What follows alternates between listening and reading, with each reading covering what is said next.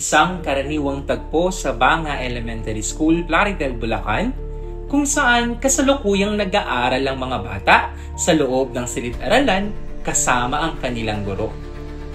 Isang pagkakataon sa ganap na ikasiyam ng umaga, habang karamihan sa mga bata ay nasa loob ng silid-aralan at nasa kantina ng paaralan, nakaramdam ang lahat ng malakas at tuloy-tuloy na pagyanig ng lupa. Ang lahat ay nagsagawa ng nakagawiang drop, cover, and hold sa hudyat ng pagtunog ng early warning device ng paaralan sa bawat lugar na kanilang kinaroroonan na tumagal ng 1 minuto. Dahil ito ay oras ng recess, karamihan sa mga mag-aaral ay nasa loob ng kantina at bumibili ng makakain. Di katagalan, napansin ng isang miyembro ng JAR o Journey Across Resiliency Team ang usok na nagmumula sa kantina ng paaralan. Nagmula ito sa nalaglag na basahan na malapit sa pinaglulutuan ng mga pagkain. Ang mga canteen staff kasama ng ilang bata na kasalukuyang nasa kantina ay mabilis na tinakpan ang ilong gamit ang kanilang mga panyong binasa at ginawa ang paggapang palabas sa gusali.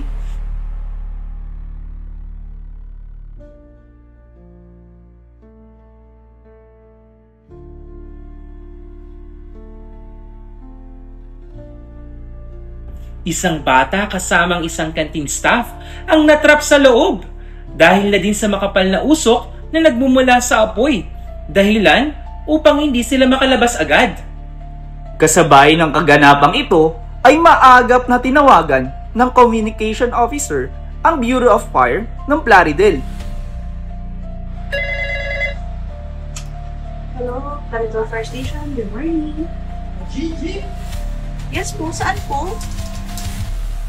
Sa Banga Elementary School po. Sige po ma'am, papunta na po yung tropa natin. Salamat po. Ginawa naman ng Fire Brigade Team ng JAR o Journey Across Resiliency Team sa abot ng kanilang kaalaman at kanilang makakaya ang ilang paraan upang mabawasan ang apoy sa naturang gusali. Pagkarating ay mabilis namang nakaresponde ang tinawagang Bureau of Fire ng Plaridel upang saklolohan at apulahin ng apoy sa naturang pasilidad.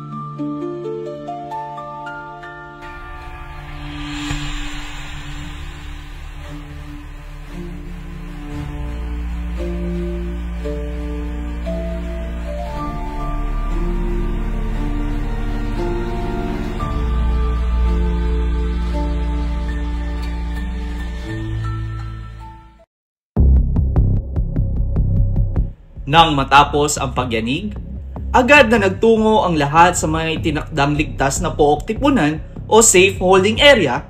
Ito ay isang lugar na malawak at nakasisigurong ligtas para sa lahat ng lilikas. Sa iba't ibang safe holding area ng paaralan, mabilis na gumawa ng bilog ang mga bata at nagbilang ang mga itinalagang leader sa bawat section. Dito, malalaman kung may nawawala ba sa pangkat. Matapos ang pagbibilang, ang detalye sa bilang ng mga lumikas ay maagap na ipapaalam sa mga grade leaders sa communication team. Doon magmumula ang datos at impormasyon kung may kailangan bang i-rescue ng search and rescue team ng paaralan.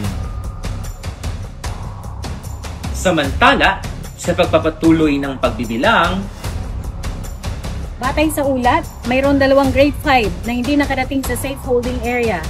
Search and rescue team, hanapin sila. Move!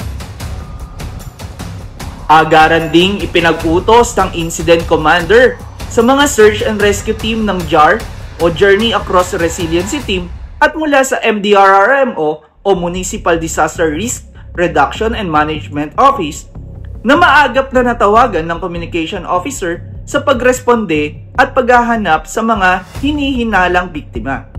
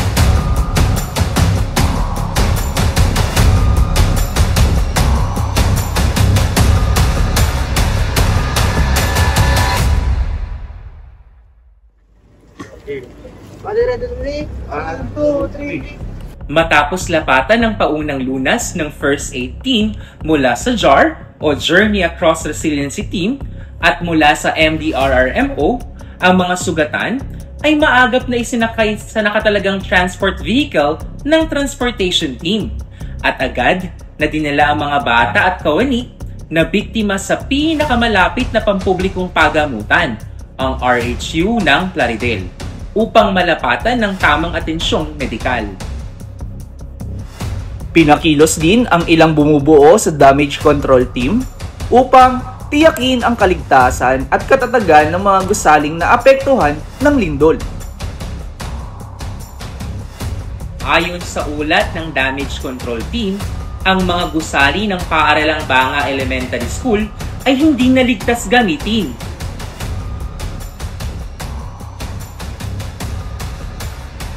Dahil dito, isinagawa ang reunification plan ng paaralan na parte ng school contingency plan para sa sakuna ng lindol.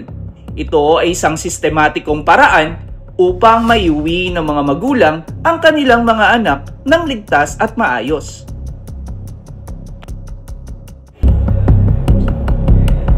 Mula sa Journey Across Resiliency Team ng Banga Elementary School, Lamang ang may alam!